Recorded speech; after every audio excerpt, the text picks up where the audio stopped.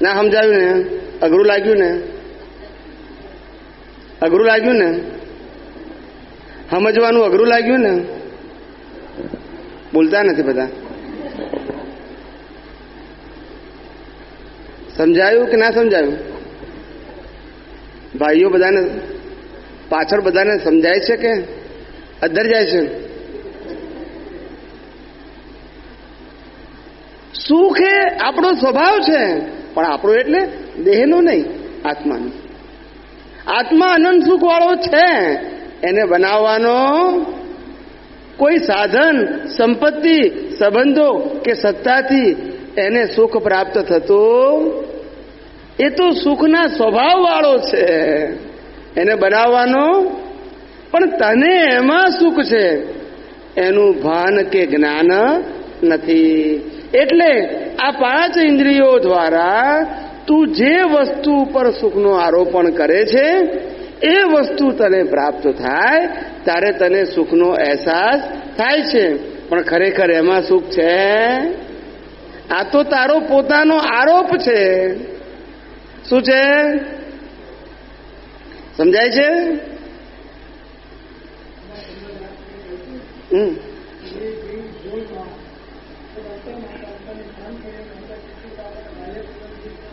હા, બરાબર બરાબર બરાબર, સાચી વાત. તમે ક્યાં બાહ્ય પદાર્થ બધું આવી ગયું ને? બધું આવી ગયું. આત્મા સિવાય ને બધું બાહ્ય પદાર્થ જ છે ને. બધું બધું બરાબર છે. એટલે આવું, એટલે સુખ એ આપણો સ્વભાવ છે. પણ આપણો એટલે કોનો? આત્માનો, શરીરનો નહીં.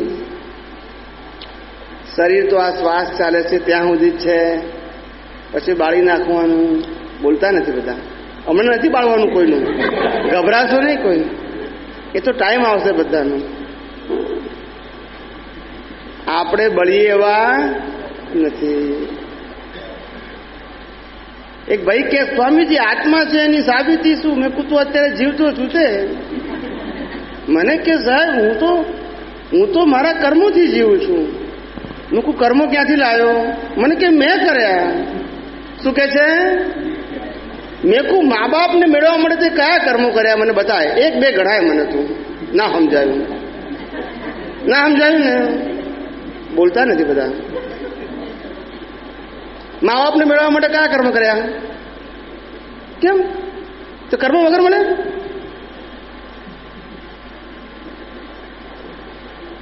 મને માતા પિતા કેમ મળ્યા? વગર કર્મ મળ્યા? તો ક્યારે કર્યા? આગલા અવતારમાં. આગલા અવતારમાં હું કોણ હતો? બોલો. હું આગલા અવતારમાં કયા સ્વરૂપે હતો કે જે અવતારમાં છું? હે બોલો. એ તો આત્મા. અને શું કરી નાખીએ છીએ? બાળી નાખીએ છીએ. જો આત્મા ના હોય તો કર્મ હોય? જો આત્મા ના હોય તો પુનર્જન્મ હોય? આત્મા છે તો પુનર્જન્મ છે, આત્મા છે તો કર્મ છે. નહીં તો કર્મ કેવી રીતે હોય? જન્મથી મોત સુધી જીવ પોતાના મન, વચન, કાયા દ્વારા જે કંઈ પણ કરે છે એ કર્મ ફળ છે, કર્મ નથી. શું કીધું? કર્મ ફળ. જન્મથી મોત સુધી જીવ પોતાના મન, વચન અને કાયા દ્વારા જે કંઈ પણ કરે છે એ કર્મ ફળ છે, કર્મ નથી. સમજાય છે? આપણે ક્રિયાને કર્મ કહીએ છીએ. ક્રિયાને કર્મ ના કહેવાય, ક્રિયાને કર્મ ફળ કહેવાય. શું કહેવાય? કર્મ ફળ. કર્મ ફળ એટલે બધું તૈયાર મળે. કેવું મળે? જન્મો એટલે માતા પિતા તૈયાર જ હોય, તમારે બનાવવાના નહીં. ના સમજાયું? ભાઈ બહેન તૈયાર મળે કે તમે બનાવો. પછી બોલતા નથી બધા. પડોશી તમે બનાવો, પછી રહેવાનું ઘર તમે બનાવો, પછી ધર્મ પ્રાપ્ત થાય છે તમે બનાવો. બધું કેવું મળે? તૈયાર મળે એને રિઝલ્ટ કહેવાય કે તૈયાર કરવું પડે એને રિઝલ્ટ કહેવાય? બોલતા નથી બધા. કોઈ પણ રિઝલ્ટ હોય એની એક્ઝામ આપવી પડે કે નહીં, કે એક્ઝામ વગર રિઝલ્ટ હોય? બોલતા નથી બધા. કોઈ પણ રિઝલ્ટ એક્ઝામ વગર હોય ના હોય. એટલે આપણે ગયા અવતારમાં એક્ઝામ આપ્યું તો જ રિઝલ્ટ આવે ને. પણ એક્ઝામ તમે કઈ રીતે આપો છો?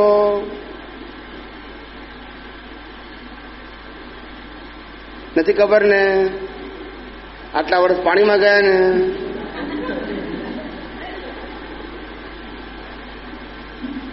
ત્યારે ભગવાન કહે છે કે હે જીવ, કર્મ ને ભાવ સત્તા કહી. શું કહી?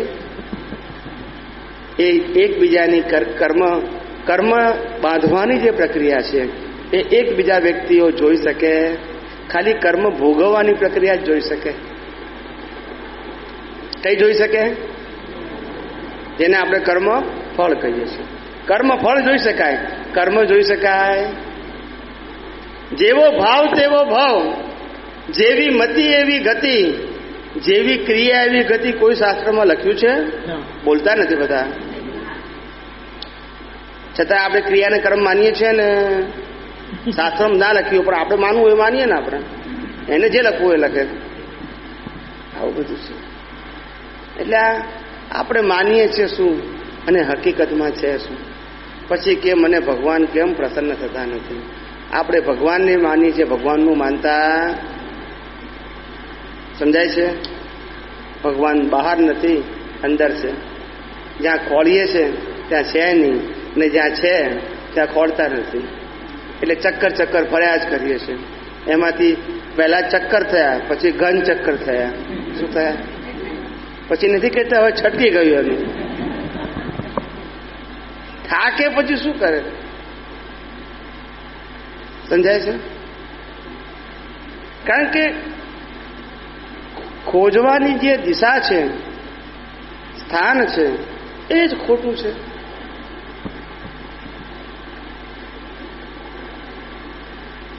શું ભગવાન આકાર રૂપે હોઈ શકે? બોલતા નથી. ભગવાન આકાર રૂપે હોઈ શકે? અને આપણે માનીએ છીએ એ આકાર રૂપે છે, બરાબર?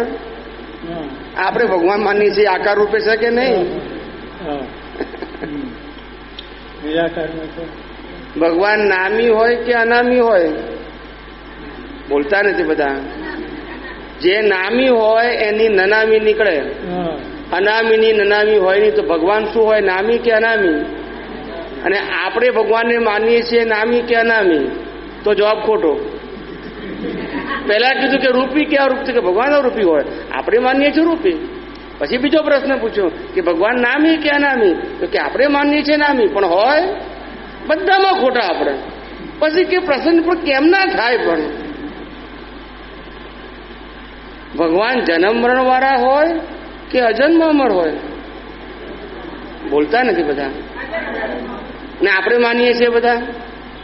આપણે જેને ભગવાન માનીએ છીએ બધા કેવા છે? બોલતા નથી બધા. એમાંય ખોટા, બધામાં ખોટા. ભગવાન ટેમ્પરરી હોય કે પરમેનન્ટ હોય? એટલે કે કાયમી હોય કે આયુષ્યવાળા હોય ભગવાન? ને આપણે માનીએ છીએ. બોલો, બધામાં ખોટા આપણે. પછી કે ભગવાન પ્રસન્ન થતા, પણ કેવી રીતે થાય? તમે જેને માનો છો એ ભગવાન નથી, અને જે ભગવાન છે એને માનતા નથી. પછી થાય શું? આપણે અમે એમનો વાંક છે કે આપણો? હવે આપણે બધા માનીએ શું? ભગવાનની ભક્તિ કઈ કઈ કે આપણી દશા ઊંચી થઈ. એ તો જ્ઞાની જાણે કે એને દશા ઊંચી થઈ કહેવાય કે દશા બેઠી કહેવાય, એ જ્ઞાની જ જાણે. સમજાય છે? 50 વર્ષ 60 70 વર્ષ ભક્તિ કરે છતાંય પ્રાપ્ત ના થાય, એને દશા પ્રાપ્ત થઈ કહેવાય કે દશા બેઠી કહેવાય? આ આપણી દશા છે. એટલે ઓળખાણ જ નથી આપણું. શું નથી? જ્યાં છે ત્યાં દ્રષ્ટિ નથી, ને જ્યાં દ્રષ્ટિ છે ત્યાં છે નહીં. સમજવાની જરૂર છે. સાચું જ્ઞાન પરિણામ આપે અને ખોટું જ્ઞાન પણ પરિણામ આપે, પણ ખોટું આપે. આપે તો ખરું જ ને. સાચું જ્ઞાન સાચું પરિણામ આપે અને ખોટું જ્ઞાન આપે તો ખરું જ ને. પરિણામ તો આપે જ. આપે આપે. એટલે રામકૃષ્ણ મહાવીર સહિત જેટલા લોકોને આપણે ભગવાન માન્યા, ભગવાન તરીકે પૂજ્યા, એમાંના એક પણ વ્યક્તિ દેહ સ્વરૂપે ભગવાન નતા. કયા સ્વરૂપે? એક પણ વ્યક્તિ નહીં, દેહ સ્વરૂપે ભગવાન નતા. એમની અંદર ભગવાન હતા અને એ મોક્ષે ગયા. શરીર તો બાળી નાખ્યું. ના સમજાયું? ના સમજાયું ને? અધર ગયું ને? કોઈને અધર ગયું તો કહેજો, હું બિહારી આપીશ પાછું. રામકૃષ્ણ મહાવીર ભગવાન નતા, એની અંદર ભગવાન હતા. સમજાય છે મારી વાત? એ આત્મા, એ પરમાત્મા. એ કૃષ્ણ ભગવાને કહ્યું ગીતામાં, હું બધામાં છું. અને બધા એ કયા સ્વરૂપે? મુરલીવાળા સ્વરૂપે, તો બાળકૃષ્ણ સ્વરૂપે, તો આત્મા સ્વરૂપે. આ તો ચોપડવાની પી ગયા, એમાં એ શું કરે? એમને દવા આપી ચોપડવાની, આપણે શું કર્યું? પછી શું થાય? મરે નહીં પણ માદો તો થાય કે નહીં?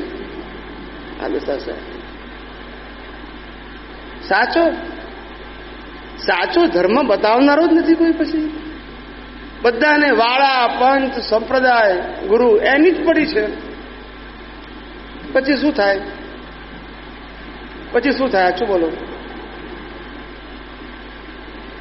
તમારે તો સારું, સંસાર લઈને બેઠા એટલે તમારે ઘરમાં 4, 6 કે 8 માણસ હોય, પણ ગુરુને કેટલાને હાચવવાના?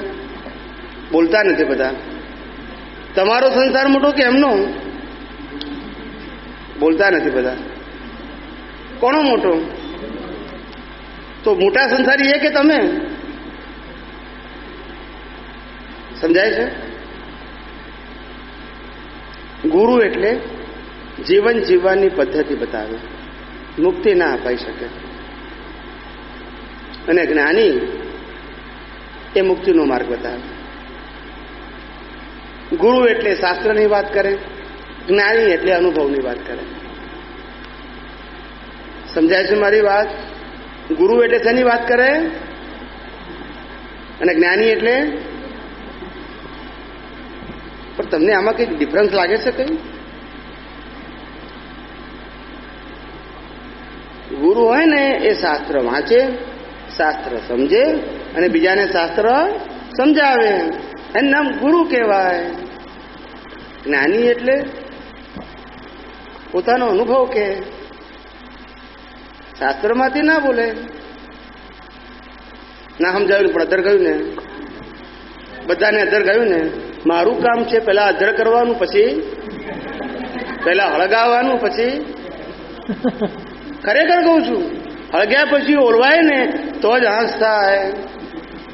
જેલમાં ગયેલો માણસ હોય ને 20 વર્ષ પછી ઘેર આવે ને ત્યારે લાગે કે હા, પણ જે 20 વર્ષથી ઘરમાં છે ને ના ખબર પડે. ના સમજાયું? ના સમજાયું ને? મુક્તની અનુભૂતિ કોને થાય? જેલમાંથી આવ્યો એને. જે ઘરમાં છે ને ખબર ના પડે. સમજાય છે? તે સમજે કઈ જ પડે. 20 વર્ષ જેલમાંથી ઘેર આવતા લાગે કે હા, એ અનુભવ. જે ઘરમાં રહ્યો એને ખબર પડે? પડે? એમ જ્ઞાની પુરુષને બધા પાંજરા દેખાય. શું દેખાય? કે આ જીવો બધા પાંજરામાં ફસાયા છે. શેમાં ફસાયા છે? અલગ અલગ પ્રકારના મોહના પાંજરા છે. કેવા? તે પાંજરું એટલું સરસ હોય ને, ફર્સ્ટ ક્લાસ પાંજરું, અને પાંજરાની અંદર આટલો રોટલીનો ટુકડો મૂક્યો હોય, આકર્ષણ. તે ઉંદર રસ્તો ખોલે. ક્યાં છે? ક્યાં રસ્તો ક્યાં છે? આ તો મોટા મોટા વાયરો હોય લોખંડના. એમ કરતા કરતા આમ ભાગ આવે ને, જે પતરાવાળો ભાગ આમ અડકે ને ઊંચું થઈ જાય. હવે ખ્યાલ આવી ગયો ને કે આ રસ્તો બરાબર છે. એટલે ત્યાંથી ક્યાં જાય? પછી એમ લાગે કે હા, હવે મેં કઈ પ્રાપ્ત કર્યું. શું લાગે?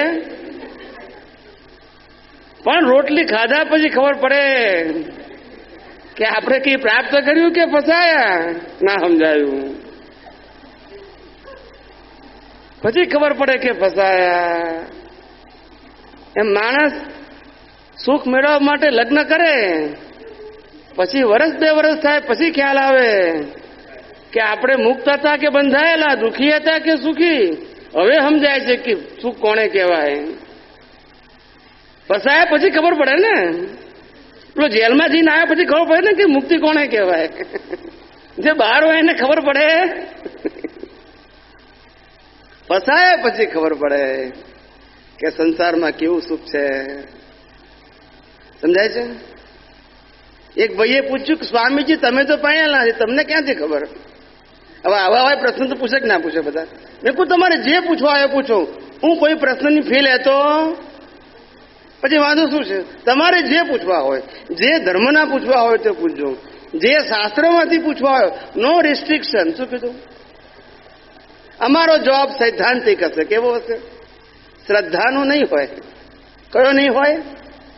સિદ્ધાંતનો હશે, કે જે બધાને એક્સેપ્ટ થાય.